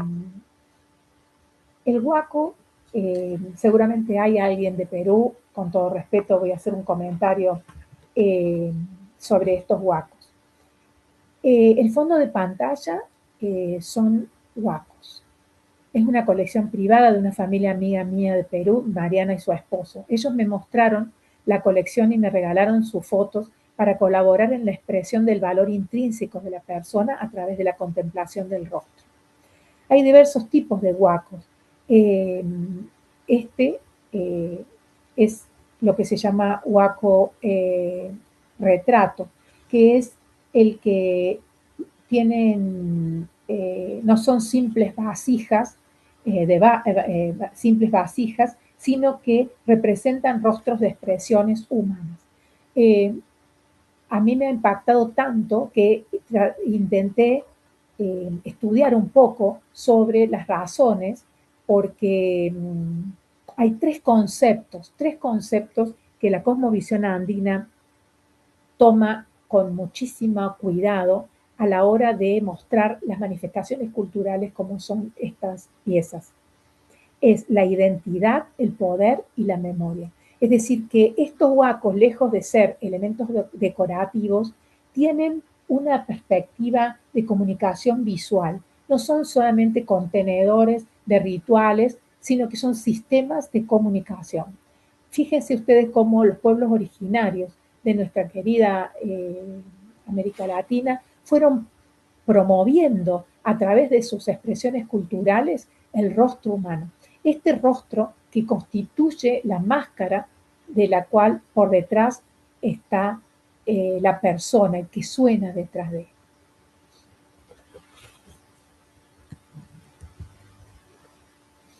Cuando nosotros hablamos de atender debidamente las necesidades personales o sociales derivadas de esta situación y mejorar la calidad de vida de las personas con baja visión, tenemos que pensar en estos cuatro puntos que la verdad que en todos estos años he visto muchas publicaciones y he participado de grupos de trabajo en donde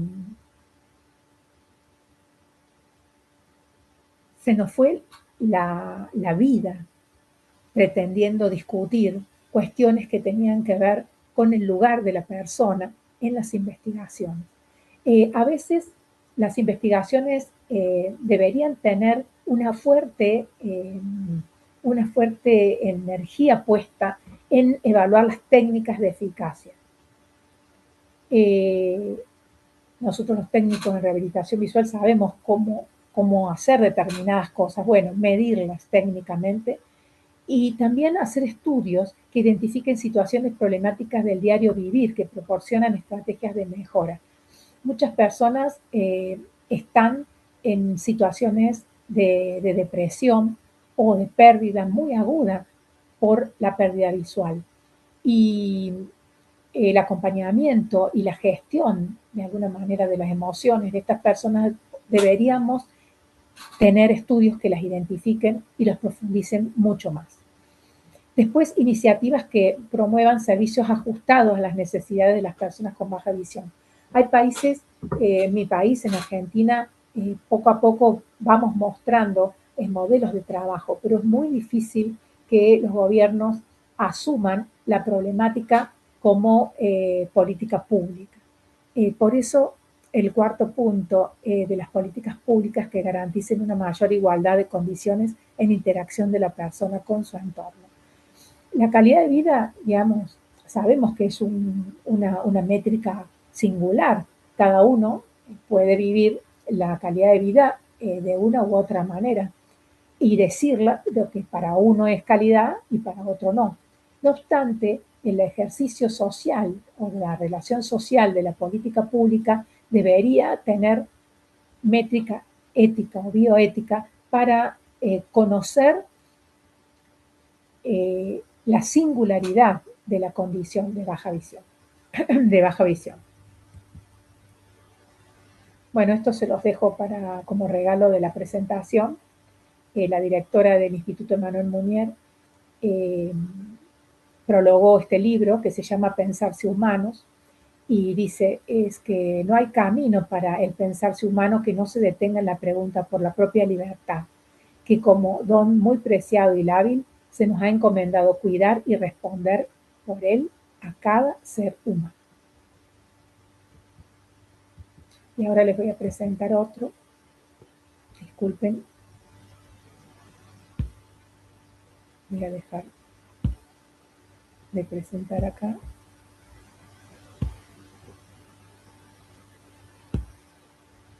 Y ahora voy a compartir el otro que es cortito.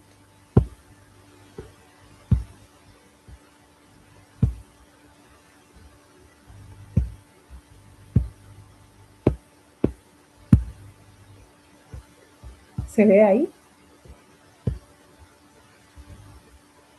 Se está viendo. Bueno, gracias. La Declaración Universal de los Derechos de las Personas, de los Derechos Humanos, en el año 48, afirma que todos los hombres nacen iguales en dignidad. Esta afirmación debería ser el núcleo central de atención de cada estrategia que nosotros usamos para la atención en baja visión.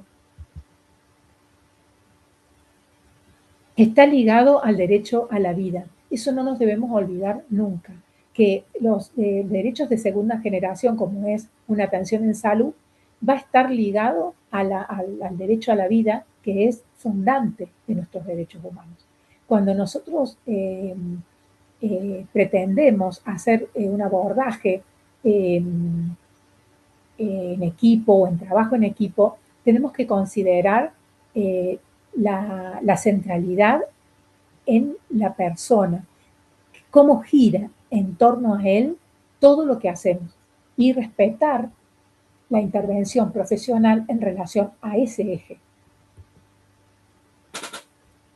Cualquier antropología puede, que asuma la unicidad radical del ser humano, puede fundamentar la dignidad. Pero yo les propongo que pensemos en la persona y en estas tres características: la inteligencia, la libertad y el corazón. No siempre tenemos técnicas y estrategias para movilizar esto.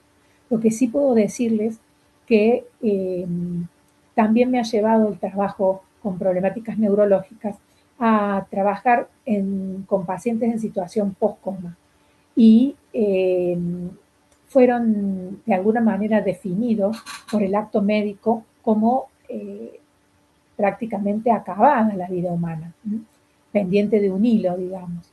Y yo he podido ver cómo a partir de la recuperación de su conciencia de ver, mostraron su plenitud de corazón.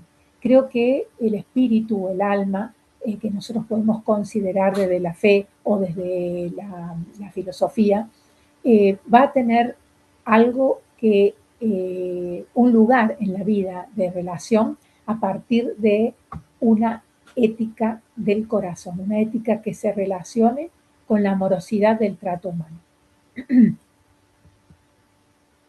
Entonces, escuchar la historia del paciente y ayudarlo a configurar una autoría compartida, una historia nueva, capaz de integrar las dimensiones de su vida.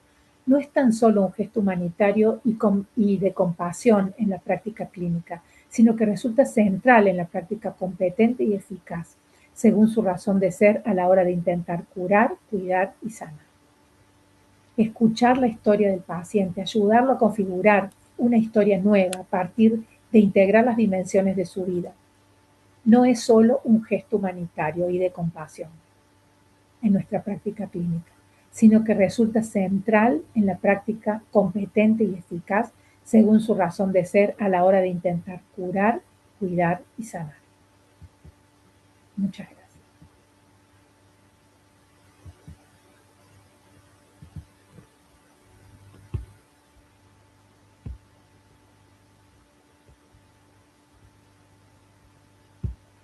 Bueno, gracias. Muchas gracias por los aplausos. Bueno, ¿quieren hacer algún comentario? Me parece que se presta para que hablemos un poquito de esto. Me gustaría escuchar qué piensan y verles la cara, por ahí no se ve con la pantalla. Gracias, gracias Jenny. Bueno, cuéntenme qué piensan, qué les resuena de esto. A ver si Sabio. podés salir de la pantalla, a ver, porque vemos ahí tu pantalla completa. Ah, bueno. Acá a ver. No. A ver, espera, vamos a ver si te saco como coanfitrión. Dale, porque yo no lo conozco bien, uso otro, no uso tanto Zoom. Sí, es que yo, por ejemplo, uso otro y a veces me pierdo. Sí, ¿No es ahí el botón rojo que dice detener compartición? Detener compartición. Correcto. Ahí. Ahora pueden ver su pantalla, dice.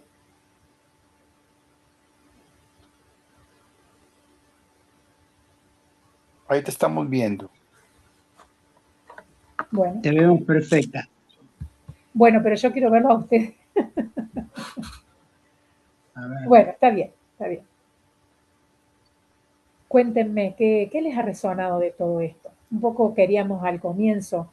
En realidad no se trata de respuestas, se trata de permitir preguntarnos sobre esto, ¿no? ¿Quién se anima a hablar? No, Gaby, realmente muy interesante. Yo no hago niños, hago adultos. Y realmente, qué bárbaro todo lo que contaste de la parte de la terapia intensiva y demás, qué duro además, que es durísimo. Sobre todo esos chiquitos que nacen prematuros, con con toda la problemática que trae. Que bueno, la vida, todo, pero son seres humanos.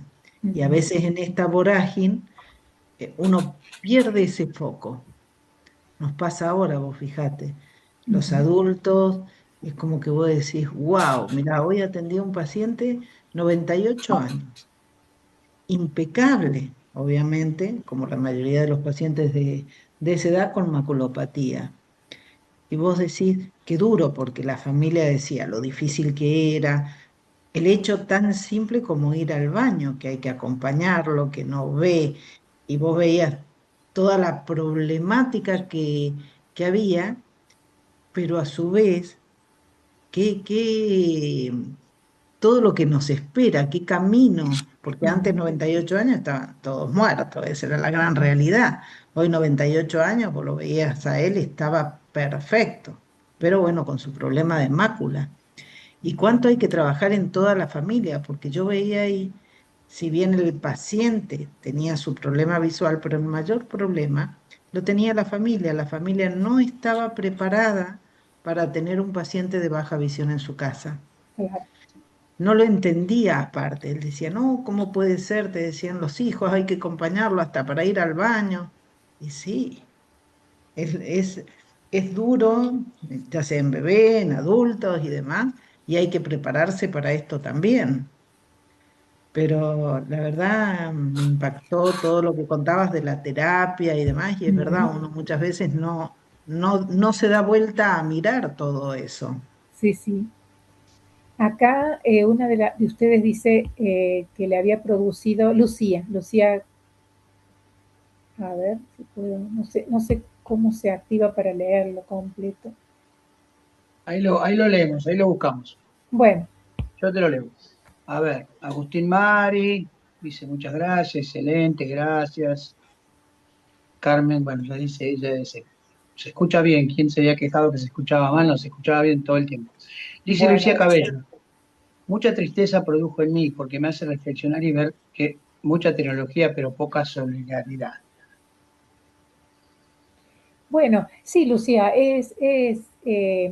produce tristeza, pero también nos tiene que movilizar a cambios, a transformaciones. Están en nuestras manos. Ustedes están ahora formándose en esta instancia y eh, si nosotros no perdemos la conciencia y vamos haciendo eh, un registro, digamos, consciente de lo que significan estas cosas, bueno, como los datos que Kevin mostró muestran una población muy grande a la que tenemos que atender y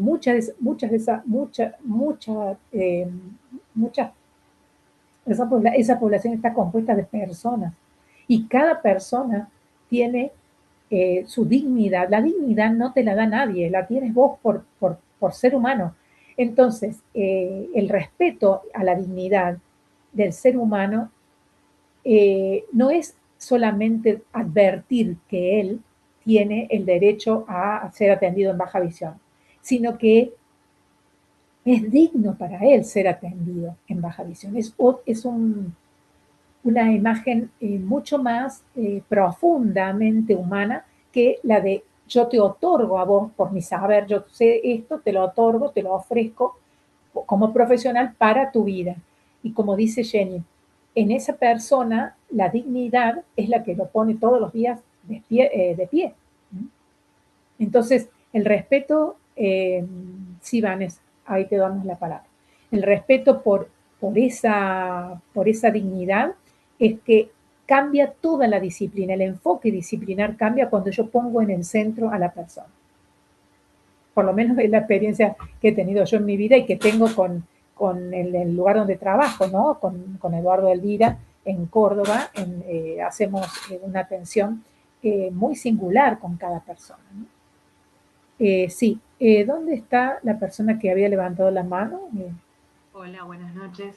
Ah, Vanessa, ¿qué tal? Buenas tardes, buenas noches. hola, ¿qué tal? Bueno, ¿De dónde antes eres? que me olvide, antes que me olvide, mandarle saludos a Eduardo y a Vero, que los conozco, Bueno, Vanessa. ¿cómo? Y otra cosa, cuando te escuché contar lo de los nenes de terapia, ¿se escucha bien? Sí. ¿Sí? Que hablabas de que todos tenían un número y que no veían al paciente, me hizo acordar a la película de Patch Adams, Ujú. de que no veían a los pacientes por quiénes eran, sino por un número. Y yo creo que por ahí, siendo técnicos o estando recibidos de técnicos, por ahí íbamos tan rápido, uno vive tan rápido el día a día que quiere que todo se resuelva ya, Ujú. y a veces no vemos a la persona o no nos detenemos a escuchar lo que nos cuenta detenidamente. Incluso cuando uno escucha un audio, por ejemplo en WhatsApp, que lo pone en velocidad alta, para pasarlo rápido y no realmente escuchar lo que nos están diciendo. Y yo creo que está muy bueno esto, muy interesante, que todos tendríamos que tener conocimiento sobre este tema para poder detenernos a escuchar a cada uno de nuestros pacientes, para tratar de ayudarlos de la mejor manera posible. Repetime tu nombre. Vanessa. Vanessa, muchas gracias. Vanessa Aste, de Rosario. Bueno, En Casilda vivo, en Casilda. Doy clases en Rosario, pero vivo en Casilda, que es una ciudad que está a 60 kilómetros de Rosario. Donde está el laboratorio Eleni. Exacto. Arturo Domínguez tiene levantada la mano. Adelante, Arturito, viejo amigo. No se escucha, está muteado. Abre tu micrófono, Arturo, por favor. No, No, tal vez sin querer tocó. Te escuchamos, Arturo. No, está Bueno, muteado. tal vez tocó sin querer la mano, pero no estás muteado, Arturo.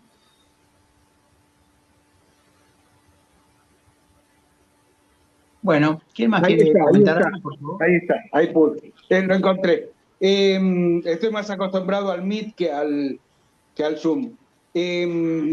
Hay un punto de partida que es la despersonalización del paciente, que no solo pasa por el tema del número, sino de la enfermedad. El paciente deja de ser el paciente para hacer una maculopatía, para hacer un hígado, para hacer una miopía, para hacer una quebradura. Según las áreas de la salud, dejan de ser pacientes para pasar a ser la enfermedad, el síntoma, lo que hay que resolver y no abordar al paciente como un individuo, además de como un todo, como un individuo desde el punto de partida.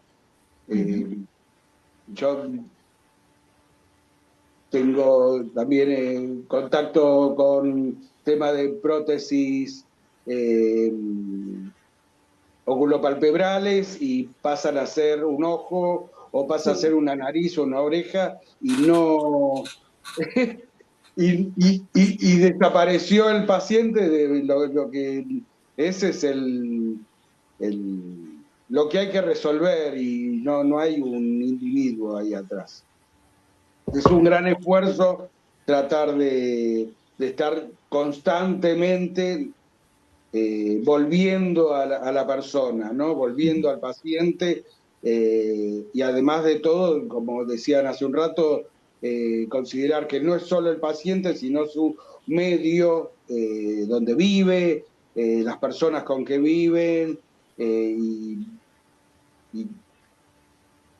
yo cada vez pienso más que todo se debe abordar de una manera multidisciplinaria, aunque se tiende cada vez más a dividir y a hacer foco en cosas más puntuales, ¿no? Muchas gracias, Arturo.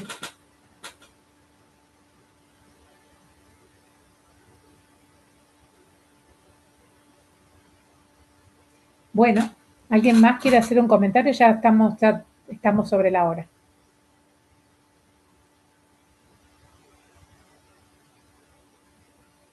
Está muteado vos también, Roberto, no se escucha. Perdón, bueno, sí. Dice Mónica Bernal, esta conciencia es importante divulgarla y mostrarla al gremio en general desde la consulta de optometría básica, porque es un espacio en el que convertimos en humanidad nuestra atención. Tenemos en consulta personas, tal vez quieren un momento de conversación y atención y no solo para que se recete gafas. Bien, todo en la misma línea, ¿no? De pensamiento. Sí, bueno, me alegro. Muchas gracias. Bueno. Acá había un comentario, a ver. No, era que no se escuchaba bien, pero se escuchaba bien.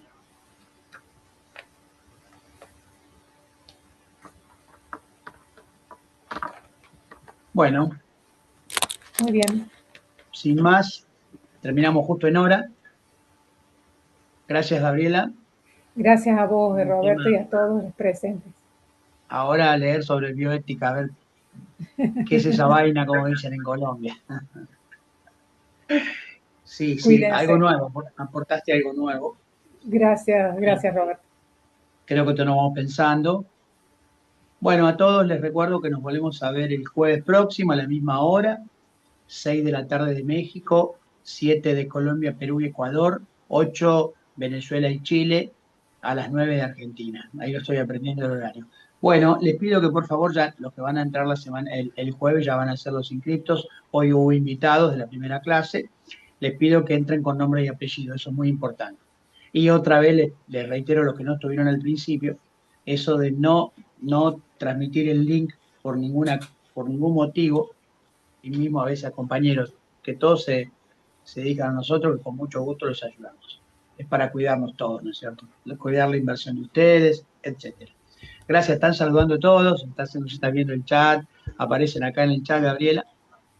Están todos saludando, vamos a nombrarlos los que saludaron. Flavio Piñero, Wilmar Calderón, gracias. Miguel Ángel Garbe, gracias. Carmen Ferrari, buenas noches a todos. Saluda a Jenny, gracias Jenny a vos por estar. El doctor Edgar Reguizamón también estuvo por acá, gracias Edgar por estar. Jesús Espinosa también. Melina Joana López, gracias. Juliana Mandrile, gracias. Casajú Daniela, muchas gracias. Jennifer, muchas gracias. María Teresa del Carmen Espinosa, gracias. María Alejandra Muñoz Quintero, gracias. Vanessa Aste, muchas gracias, se lo dijo. Mónica Bernal, muchas gracias. Edgar Lizamón, sí, acá está Edgar, gracias por tu trabajo también. María Pedrosa, gracias a todos, buenas noches. César Yo, muchas gracias. Juliana Bonino, muchas gracias. Nancy Elizabeth, gracias, linda noche. José Medina Ortiz, muchas gracias, buenas noches. Mónica Arriola, excelente, gracias. Carlos Baggio, muchas gracias, excelente. Fortuna y José María, muchas gracias, que tengan buenas noches. Muchas gracias, Gabriela, dice Lucía, ciclopea tu tarea y dedicación. Buenísimo. María Laura Espósito, muchas gracias. Alejandra Flores, muchas gracias. Valeria Pinedo también. Alejandra López. Lucía Epifanía Cáceres. Hola, Lucía, nuevamente por aquí.